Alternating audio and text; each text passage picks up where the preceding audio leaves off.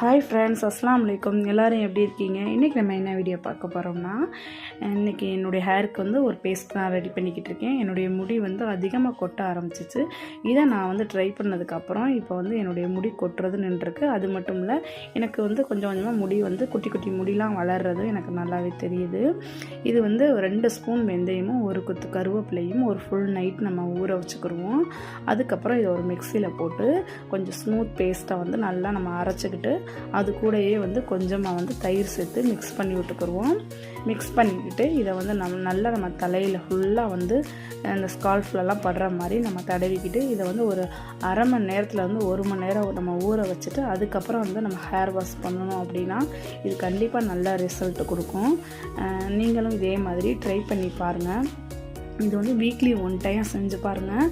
கண்டிப்பாக 2 மந்த்லேயே உங்களுக்கு நல்ல ரிசல்ட் தெரியும். உங்களுக்கு யாராவது முடி கொட்டுற மாதிரி